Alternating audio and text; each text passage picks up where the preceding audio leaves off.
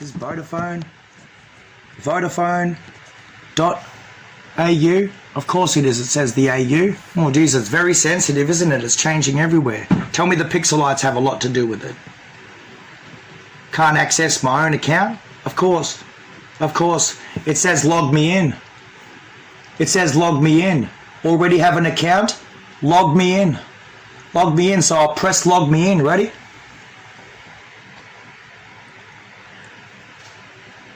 Wow. It wants to know what I'm doing before I log in. It wants to know if I'm managing an account, if I'm upgrading a device, or if I'm adding another device or plan. But why would it want to know that unless I've logged in first? So therefore we'll try another way. I just want to access who I am. Access who I am. So it's, what is it? Is it mobiles? Is it my Vodafone? Is it what? It won't let me in. Supposedly it's got to know who I am first before I log in. It has to know who I am. This is all jammed up with the ACCC, isn't it? In Australia. It doesn't know who we are, the banks. You need a trigger, you need 3 triggers, 4 triggers, 5 triggers. Do you need 10 triggers? How many triggers do you need? How many triggers? How many triggers do you need to not know what people are doing? How the fuck am I in it just so quickly now? I didn't even log in.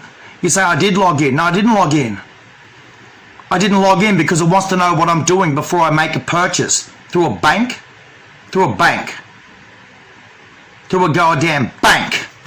No, not a bank. Through the phone retailer. Right? I have just successfully breached an online phone retailer without anyone knowing that I did, because it wants to know, it damn well wants to know what you're doing before you log in. Aren't you supposed to make a purchase first aren't you supposed to log in first before you make a purchase anywhere, any place? Fancy if I was on a website last night and next minute I'm in Belgium and I'm in Amsterdam or Netherlands, choreographed through Belgium or the Netherlands, and my phone is able to access a specific website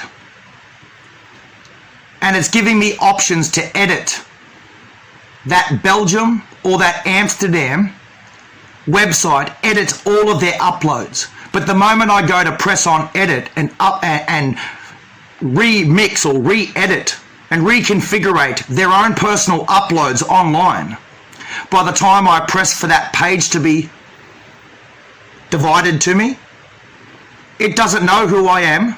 It won't have a specific number or tag to my specific SIM card or my device, and it won't give me any further access.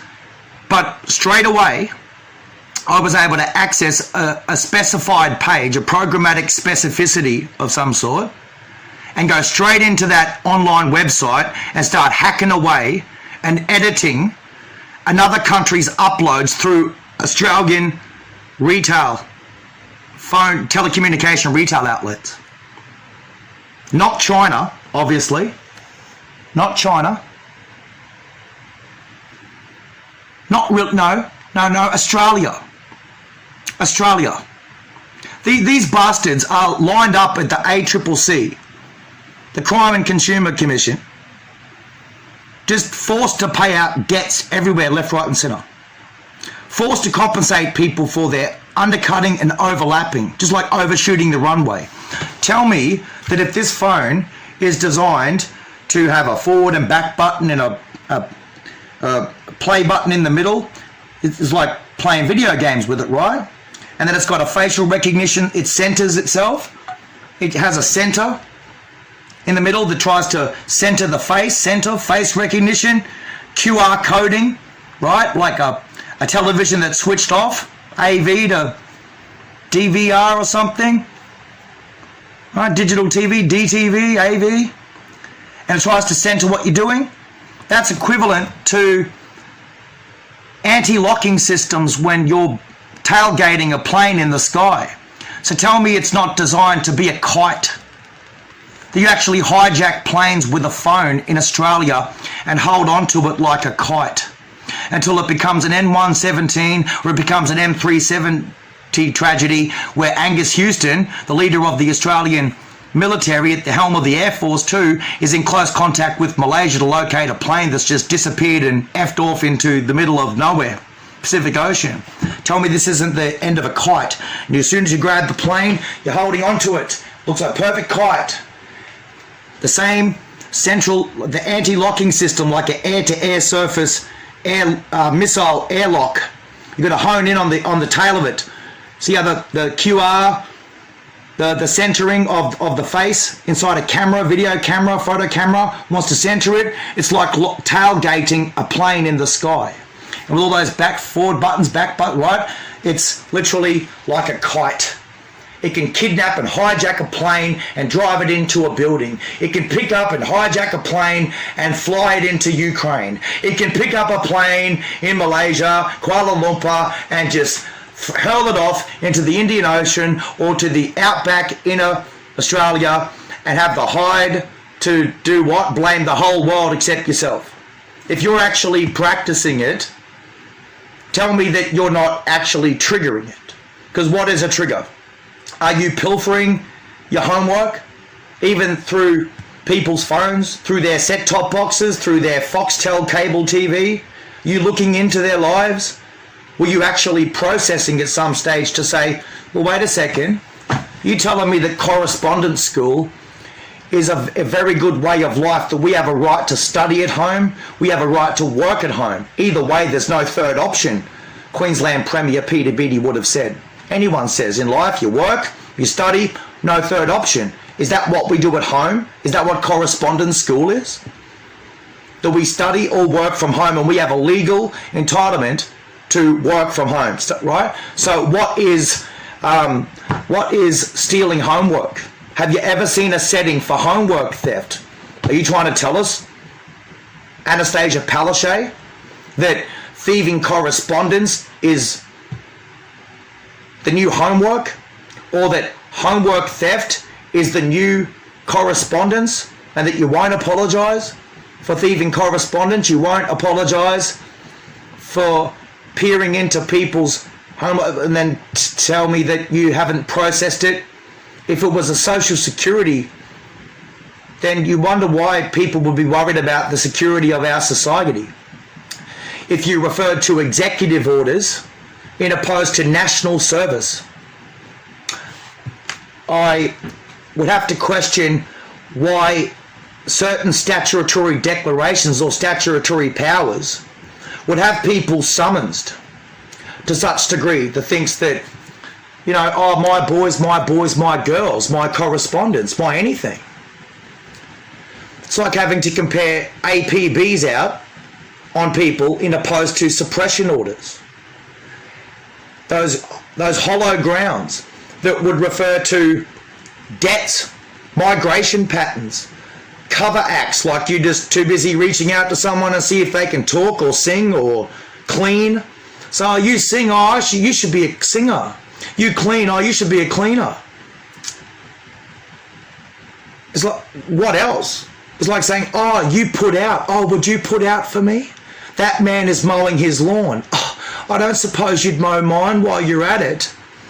You take drugs. Oh, I take drugs too. You're a wine sipper. Oh, it just so happens that I sip wine as well. Oh, correspondence. But I do things like that. See how it fits the bill to some degree, but it's not paying the bills. It pretends like it's on a security thing, but it's not really. If it was Julian Assange 1 minute, next minute a mosque massacre in Christchurch the next, and both were Australian people doing it, you can bet your bottomless boots, ladies and gentlemen, that people like Julian Assange, prior to being the celebrity that he was, rolling out the red carpet, saw that 19-year-old gentleman with 20 federal charges to his name at 19 years old. So what national security is there behind any federacy, let alone any state or any agency or department or diplomatic pardon or privilege in the nation of Australia to allow anybody like him to formulate from any place, anywhere, anytime, and then see the enormous amount of prestige with his lawyers, his entire group.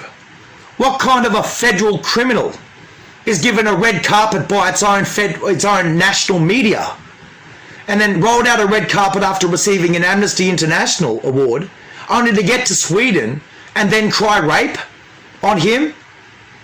What do you mean you cry rape? It's like classic example. Classic example. You breach federal security to do what, to who, and when? Shouldn't the security agencies know that there's nothing about Julian Assange that you would find credible and integral, other than at the end of the day being part of a villainous group or villains? Because he's got federal charges to his name, he should be on life on parole. He shouldn't have any help from an Ecuadorian embassy. The more we keep playing shadow defence for people that are already deemed a federal criminal. They were a federal criminal. There was no political coup other than a domino effect, or you trying to draw back on whatever you got. Drawing back on whatever you got is like saying, how did they breach your security in the first place if the APB doesn't match up with the suppression? You're going to use media and your own nation and anyone else after the fact through correspondence tactics to suppress the victims and not the offenders or the aggressors? And they're committing the same crime that they were in such an horrendous fashion that says, oh, I didn't breach security a week before the mosque massacre in Australia. Yeah, they did. And who do you mean they? Of course, Queensland. Queensland. They're the ones with the big say around here. The Air Force. Of course they are. This is border security, idiot. What are they trying to do between Queensland and New South Wales other than build a new Gaza Strip? Or what else are they trying to do other than build a brand new fucking mysterious tunnel between Mexico and California?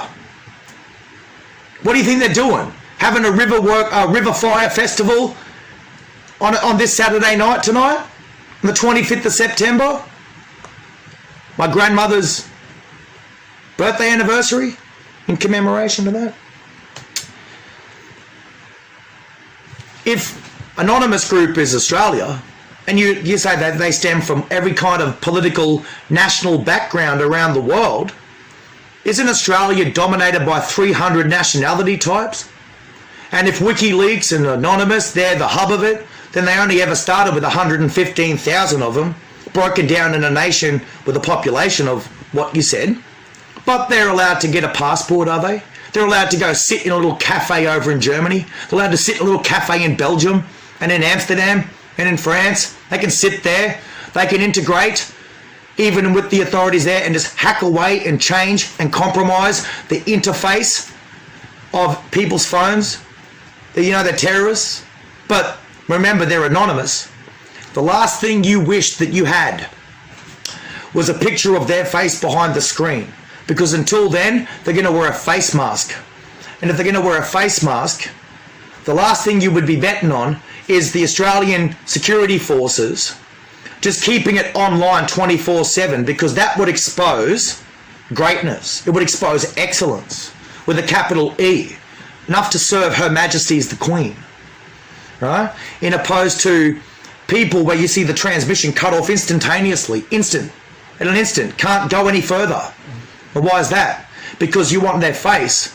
And if their face was anything close to Julian Assange, you could bet that Julian Assange is just a vital replacement for one split second or few seconds that the Australian terrorist organisation was able to shut down, while that optic fibre cable has a torch that goes right down the middle, and somewhere, someplace, anytime, was met by a QR code, which is no different than a live television switch transmission that goes shh on a TV. That's exactly like the barcodes. Like a lot of the phones today and computer systems is matched up with live broadcast transmission. I wonder who that could be. Live broadcast that says either you're live, and by the time you're not live or you've turned, you failed to get your digital reception in your antennas. It goes shh, just like the nature of the still shot QR code. It's like a still shot mechanism, is it? Because it makes you press a button to remain still, to actually create a transmission circuit breaker. And the more you keep pressing transmission circuit breakers on your own device, Australia was offline. And it was offline for a reason, while it readdresses its Digicel optic cable, its optical cables, its oceanic cable, running through old school telecom before it was severed and broken in the 9/11 attacks in September 2001. And they've had to repair that oceanic cable that's been existent for decades until it was repaired onshore in Australia. That's where we get all the pokey machines and all the telecommunication sectors, telemarketers, everything, because in order to fix that oceanic cable between Australia and America, you have to do it from here in Australia, from this end, and you have to set the phone cables and the phone lines up here in Australia whilst you fix and mend the cable at sea, and do everything you can to fight off the Pacific Ocean while you fix and mend that cable at sea. And by the time you've mended it, it links up with all of the pokey machines, the telemarketers, the telecommunication sectors and everything, and you redirect it. You'll have it lined up at the port near Sydney or North Sydney or something, in opposed to where it was previously, because remember, it was broken. It was broken from this end. We have to fix it from this end in Australia. So therefore, when you fixed it, you had to buy yourself more kilometres, just like defence. And it goes back through Sydney, the gateway of Australia. Go figure. Just like Greenland. It's just Godthab, Greenland. But you say that Australia is so lit up, or look from the satellite, it looks like Yugoslavia or North Korea during their times. It's not really that lit up. You just see these pulses of light. Just a big thick light like that light bulb up there. Right there, right? In opposed to anything else just pitch black. It's not there. Can't see it. Unless there's so many lights, you won't see it. How does that relate to pixelites? How does that relate to people's operational use of their telephone operations and location devices through Google? That Google is smashed. Google is suspended. Google has been smashed. Their cable. Is that a world-breaking mystery? It must be. Must be one of the biggest crutches in the world of national defence for the Western world, that ever since the oceanic cable was broken and attacked in September 11, Google has been desperate to mend itself. And if it mends itself with any company that it brings on board, like Facebook, YouTube, and the likes of anything else, you wonder why it gets worse and worse and worse. To think of what company could be next. If it's the World Trade Center, then the Pentagon, then potentially the White House. Next minute you would have saw Amazon.com burnt to the ground in California, and you'd be wondering if Google was on its way. This can't be attributed to a national strike from some opposing competition. Remember, we're talking about the emergence of the nation of China in this world, and China is not the only country in the world that deserves its rightful place in the 21st century, which they will secure, like many other great companies and countries that are emerging in the economic climate that's built itself. You ask the world to be fair. You ask the world to justify. Well, there are other countries that are not just building, they're actually building.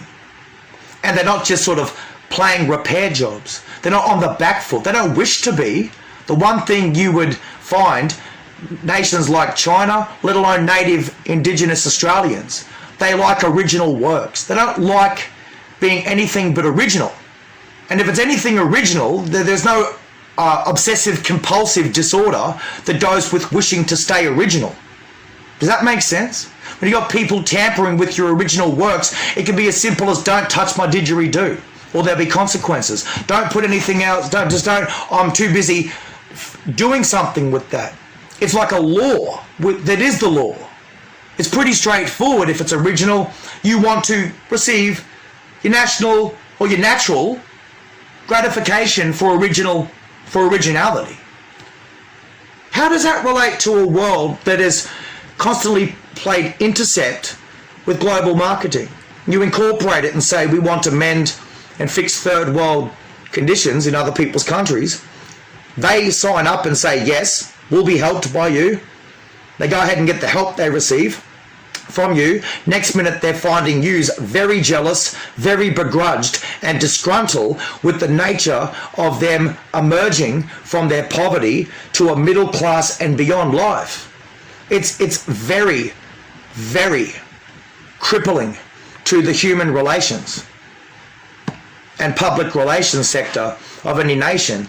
If you said thieving homework was the new correspondence, then what is it to understand people thieving airplanes and say that a plane abandoned in Afghanistan in August 2021 has nothing to do with Afghanistan taking American planes and slamming it into your side?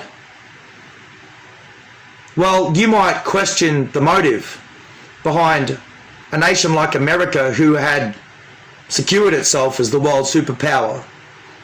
Before it got to this stage, it hadn't, or it is. A lot of countries are feeling like defeated, but they're feeling defeated because, like a reset button, if it was always talking about China and always talking about North Korea as their only close ally, then how does that relate to the United States of America with the France climate change deal, where they went on it all by themselves and only to have signed up with them Nicaragua or something else to create two sides of the world? And you have to choose what side you're on, but not necessarily choose what side you're on. I don't think there's a war with US or China other than competition, because the conflict is a lot less incipient. Just like saying you have to be convinced to possess those conflicts, and I'm not ever going to be in a position to be misinformed or fall victim to distruths once again in the year of 2021 that might see nations like Australia just frantic because of the bad relationships that they have imposed on Asian peoples and their families and companies, as if fraudulent little princes or fraudulent princesses don't exist in Australia or Hong Kong or something, or anywhere, just to be specific, in opposed to originality that just wants to keep it straight. And if you're not even trading through COVID-19, it's going to make families frustrated. They'll bow their head with shame, supposedly, and they'll just think of it as betrayal. And if it's anything worse than betrayal, there'd be an aftermath of loss of assets, loss of property, and you will fall into agony. And there is nothing more painful than betrayal until you are faced with agony. Agony is the highest pain threshold that is described in the English language of what people live through whilst there's a loss of life and loss of property around them. Just smashed to the ground. You would have saw it in the humanitarian crises that unfold in some of the wars and conflicts that we see in our lifetime. It's it's gut-wrenching, isn't it? To think that you first have to imagine the worst in order to prevent the worst, therefore give no place to the worst. And that's what it is to understand the humanitarian aspect of military acquisitions, in opposed to militarianism being the last resort. If Afghanistan was abandoned, then it was abandoned for a reason. So when China show up a week later and look to put boots and soldiers or people on the ground, they're there to assess humanitarian aid, aren't they? Because if you didn't believe that nations like China or anyone is allowed to provide humanitarian aid to people who have been abandoned, then what kind of gutless, disgruntled people are we that first think that nobody should help anyone? First get boots on the ground, assess, and just provide aid where you can. It's like, do you not know China is a giver and they give? Do they not give? Are they in a position to even give? They're in no greater or lesser a position than any country or any nation to reach out and help people wherever they damn well feel like it. And if it's just their nature, they'll probably do it anyway, I dare say. Remember, they're abandoned people there. So fancy reading the news and having, in Australia, people talk about motive and conspiracies behind nations like China or anyone showing up. Nothing's even evolved. Nothing's happened. I dare say, like, anybody ought to just use common sense and apply good common sense, not to fly off the handle or fly the coop before you see anything. That's the problem with original works. People that wish to be original can't stand people being nosy and nitpicking at themselves because you think that they're not kind, you think they're not generous, you think they don't get frustrated, you just being a nosy people. It can be in the heart of everyone to help wherever they can, but if they don't, it might not be natural to them. It might not be their natural fit to not have enough, at least for themselves for starters, and then make decisions in their own stock to help and reach out where they can. That sounds like the age-old classic. Before it was trick or treat. Trick or treat. It was trek and trade. Trek and trade. Quick update of to what Halloween historically was. Halloween is historically a time of year when you would see people go from doorstep to doorstep with a basket full of books, and they would, in goodwill, in good jest and in good fashion, be well supported, or they would be welcomed by households, because Halloween was the spirit where people, like in the church, or people that were in, that's the product, the book. They'd have a basket full of books and ask people if they would like to exchange book for book. So it was no taking other than to have a door knock appeal to ask people if they would like to exchange book for book. That's the true spirit of Halloween. Trading. Trading.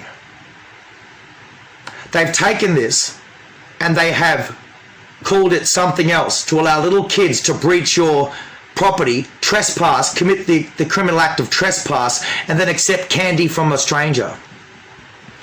It's like practicing media practices, practicing how to breach censorship, penetrate people's physical entitlements, commit as many laws as they can, and practice their public relationships or public campaign of just taking whatever nitpicking accessory that goes with the costume and the characteristics of approaching whoever they want or whoever they choose to reach out to, and breed into them and breathe into their life the ability to accept with one hand and take with the other, trick or treat. And they are the nosy bastards of things that grow up to be exactly that whenever they show up to any scene, any place, anywhere, any time, and sell somebody else's story. Just take the story, not exchange story for story.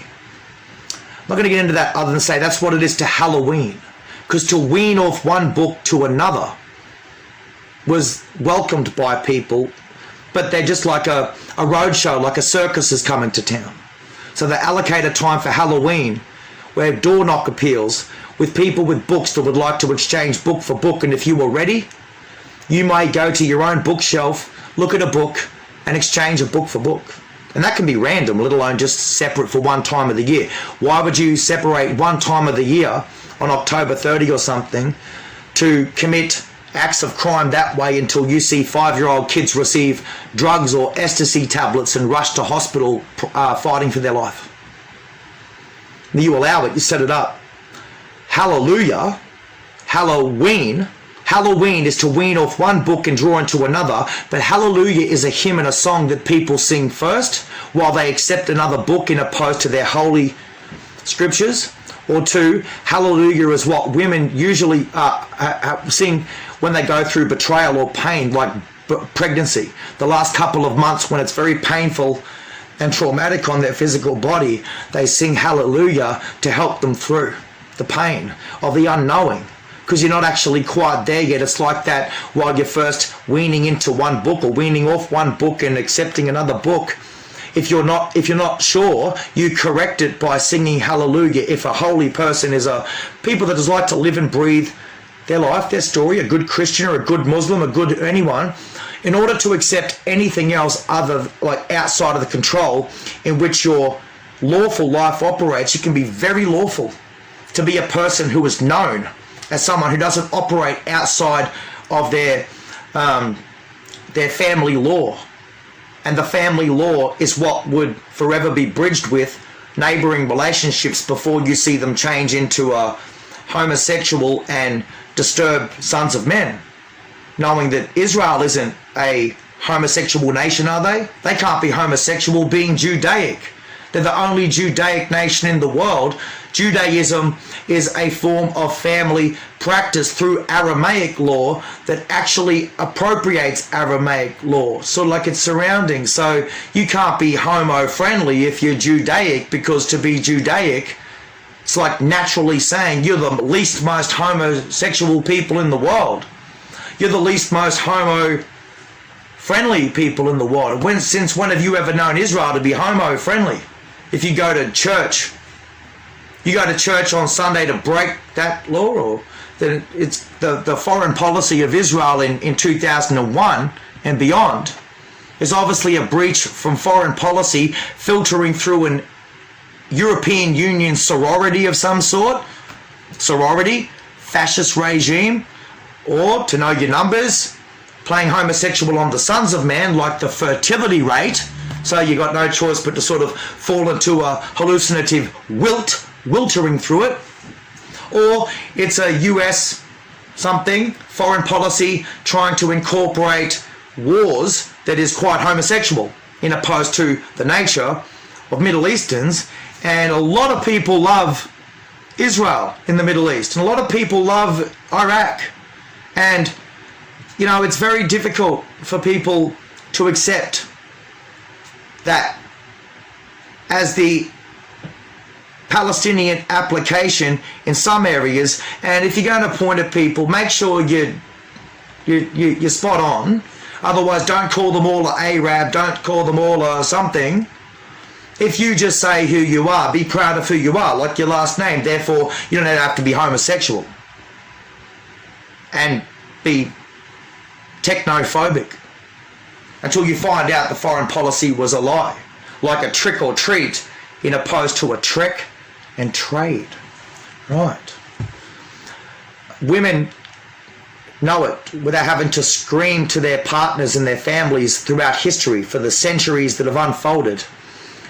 If they're in pain through birth. They're going to find some way to sing through it. Hallelujah. They'll sing hallelujah. It's a specific song that you will sing through those last weeks or couple of months during pregnancy, conception, through birth and conception, because it's to help the vibrations when you sing. And you've got to find the right words to apply so that you don't actually betray your physical body, because a female's physical body is trauma from head to toe kind of thing, in opposed to the giant killers that both stress and shock, or shock and stress, are to our system. So, see how the world has taken these familiarities and they have dominated it and tried to throw it into some other symposium, even some private collective bargaining skills or strategy. If it was ransom and addiction at the same time, Australia is addicted to ransom. You know, addiction is a form of ransom. Is Julian Assange ransom? Are Australia addicted? Do they use rent and property for their wealth in opposed to mortgage payments? And then you wonder what the hell ransom is. 300 years ago, ransom was called ransom notice, a notice of ransom notice. Today they call it rent, don't they? Or premiums, rental payments, arrears, payments, premiums. Go figure. In opposed to anything else, you say drug addicts are addicted, but don't they hold everybody at ransom for their addictions and habits? It can make the whole household, can create the whole household at ransom for the addictions, and it prioritizes all of their debt. It's more prioritized than all of the debts, or the food in the pantry, in the fridge, the bills Entertainment lock, stock, barrel. Is Australia the most indebted nation in the world per capita? Yes. Per household? Yes. Are they the gold medalists of world debt? Yes. What is Australia? Addicted. Are they addicted to something? Yes. All addiction is linked in this day and age. Is that ransom? Absolutely. Are they not paying their debts? No. Do they have a lifestyle exceeding income exceeding lifestyles? Well, yeah. That can be video games. That can be drugs. They're the type that turn troubleshooting to conspiracies because they won't get off their fat ass out of their bedroom or their house. They're playing video games. They're playing their drugs. Well, wait a second. Does turning troubleshooting to conspiracies, then you find all the goddamn utensils and all the goddamn spare plates and saucepans under their bed, jack-off magazines and every friggin' thing. Don't they say UFOs, oh, little green men, Scientology, Egyptology? They become very introverted and all of that shit rather than sticking a topic. Then what the hell is radio? Are Australia addicted to radio? And you want to talk about conspiracies? Were they doing the same thing if the druggo bunkers down? Video game players bunker down? Radio bunker down and then turn what to conspiracies? Could you be baffled? Could you be buffooned? Will they balloon everything like collage tactics? You tell me that they're nice to each other? What? Radio bunkering and then they turn troubleshooting to conspiracies? Wow. I love freestyling. I love freestyling getting to that point. You might be confused of the wiles of the devil. If you just read that, you put it to transcript and just read the transcript, I suppose talk all day, every day. Little bit of revelation here, a little bit of revelation there, but if you skip off and play karma yourself, tell someone to tell someone to tell someone to tell someone, are you addicted to that too? You'd lose all your karma. You only sign up for karma. How can it be somebody else real quick? Because you haven't got it? Conspiracies, make sure you get it out there and force feed society. Force feed them? Force feed what? Your conspiracies? UFOs? Little green men? Not substantiating what the good minister or the good regional minister or the good everyday someone did? Aren't you familiar all the time with propaganda that both either Iran or Turkey can cop the blame for first, but in order to get Western world propaganda, you'd probably get it in Australia, and they would use it for a central hotspot, but tell me that they're not drug-stuffed and disarmed and drug-fucked? That if they couldn't be taught 26 letters of the alphabet, they're the attention span of a goldfish, and if it was on overnight with the air and sea wars around here, it would be a matter of time before it would pick itself off. Just like ransom, just like migration counteracts sedation patterns of rock spiders. Sedation patterns, migration patterns in cyberspace. Cyber is a word that historically, chronologically goes back to the bubonic plague. Cybering is like finding yourself a hole, a bunker, either to escape the rabbits or be with the rabbits. Cyber attacks, pipeline feeding, pipeline activities. Cyber. So you get the word cyber. It's so fast from surface to surface, it burrows through a hole and it's able to act so fast, just like a transportation tunnel or a bridge or something. So we get the word cyber from. It holistically relates to that, being able to make something that's so fast, so long, or such an effort or hectic, assessment, to dig a hole or a bridge. Cybering, cyber security, like that. Right? Migration cover acts. Oh, you're singing a song. I want to sing a song. Oh, you put out. I wonder if you'll put out for me. You sing music. I sing music too.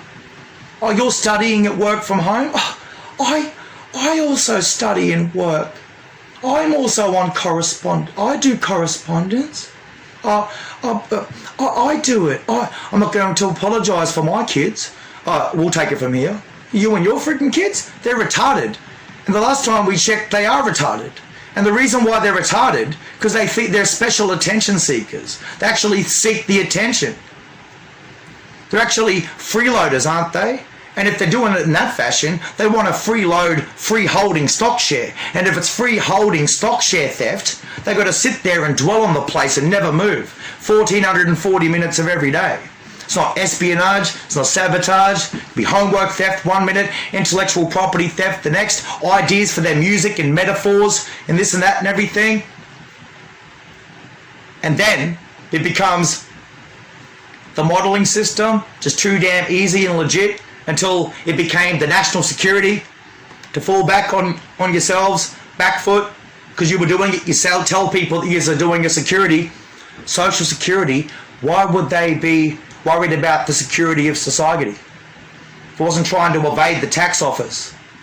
You're not declaring tax, you're not paying tax. But you found 1,440 minutes a day watching people through their set-top boxes or their phone devices, trying to sever their online identity through SIM card identification modules or the device module attached to whatever numbers that are critical whenever you provide your business number, just like your tax file number. In another country, it would be a federal crime to access people's social security numbers, and it is met with severe punishment. But in a nation like Australia, they pass it around from person to person like it's water off a duck's back, like it's a smoke or a couple of bucks out of their pocket.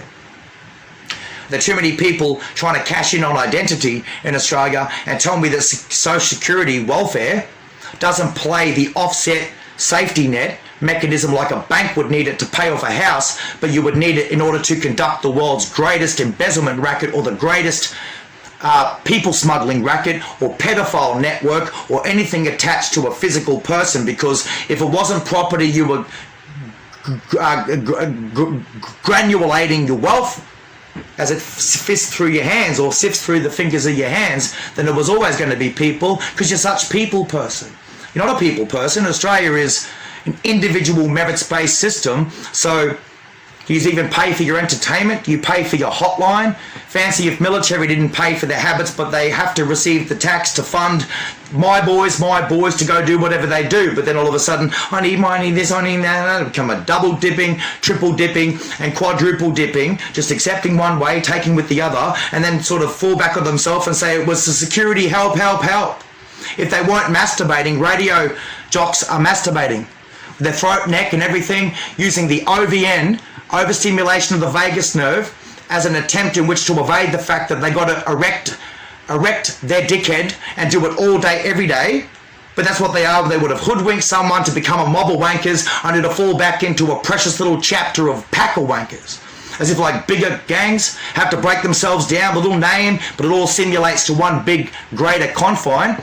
Same thing, but tell me you're not profitable in any respect. Tell me you don't profit from being beggars, being telemarketers, being telecommunication hubs, sifting through the ACCC, everything from Optus and Vodafone and Telstra, just literally on the back foot, having to fork to cough up where your data's going, why you're actually using that phone, where is the active use of that phone headed, and why would someone through Google Enterprise with 100 points of identification from the nation of Australia be of any concern to a security watch tower if everything adds up? Everything adds up. They're 100% Australian and verifiable universal someone, therefore they've got more authority than the corrupt espionage tactics. They've got more authority than even the High Court bench, if it means in the world that we live, judge what? Judge who? It's all 100% verifiable. You should have never saw them after hours with some desperate attempt to claim chronological history as their very own, whether it meant a day or a minute to fix their pooled estimates like cesspool 1 minute, but incested holistically, consecrated entirely. If they're incested, they're not related, because if they were related, you would call that inbreeding. So if they're not related, you can bet your bottomless boots that it's incested, because it's a cesspool and it's a cesspit, and they are frequenting it like bingers that addicts, druggos need drugs for their empty bowl. People need money for their empty bank. So tell me in propaganda, let alone video making, movie making, any ideas, wise man, professor, they haven't got that crap for that shit to facilitate their addiction to videos, their addiction to radios, their addiction to anything that allows them to wank stimulate their vagus nerve, the frog nerve, the epiglottis. Women call it an earthquake that they receive in their body if they're going to receive an orgasm.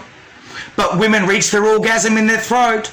And if they're going to orgasm properly, it's going to be an earthquake all over their body. Yeah, it's going to be aired out through air broadcast around the fucking world, and you're going to hear that it was an earthquake. But where's their broken pelvis bone?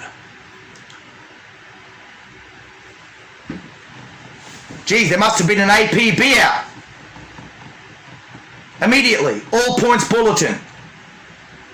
Without having a look at Gabby Petito and compare her to Damien Eccles and wonder if UFOs are a big topic of 21st century, like it's unidentified, it's foreign, but it's an object. It's not a flying object, it's a foreign object. And if it's foreign object, what's freedom of information? Queensland, QLD, Y2K, Palaszczuk, but it's Palaszczuk. If you take the Y2K, a 2 could be a Z. Where's the missing Y? Her name's spelt with a Y, but not in QLD, not in 2021. Look to see you covered 19 for every 20. But Gaia. And did you sell that? Did you sell it? Did you sell? Did you sell it? Did you? Did you sell it? A demonstration of your authority over a controlled substance. People's identification is a controlled substance. Sorry, did I refer to anything other than mystery? Radios committing conspiracy, but they're addicted like video game players sit on their fat flat ass. Druggos sit on their fat flat ass. The next ambitious little bastards need to go out and get their drugs for their bowl. And once they got it, they sit on their ass. Conspiracies start flying. In opposed to troubleshooting, you can't get them to get off their fat flat ass. So I can't give up my day job, we know. Because you're druggos. Because you're addicted to video games. You're addicted to your radio, little spyware, radio. And that's what Australians are, your little island, so you need to bunker down. You want parents or bosses or anyone, people around you, to protect you so that you can be an addict. And if you're an addict, you're going to start casting conspiracy about everything and you just won't get off your fat flat ass. You won't get off your fat flat ass and help anyone. If you're not going to help anyone today with all your collective numbers, then you're poorer than people that don't have a dollar to their name. I dare say that. Because you didn't help anyone. So the key was, we just didn't pay anyone because we didn't feel like it. And the fact is you just didn't do it because you didn't do it. There's no story. There is no story, period. You're not entitled to a story.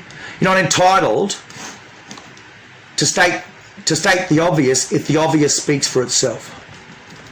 If you're anonymous, you're damn well anonymous.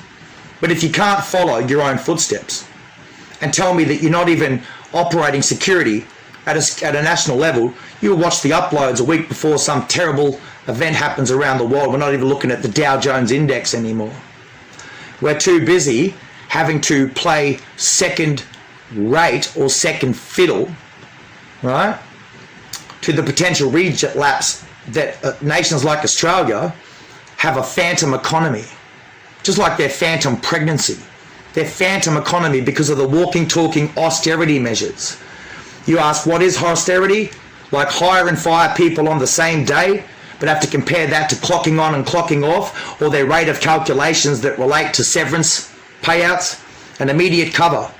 You would set people up to hire and fire them on the same day and have them attached to a clock-on mechanism every 15 minutes or an hourly rate. They don't even have enough time of the day to go secure another employer to make sure they've got immediate work tomorrow.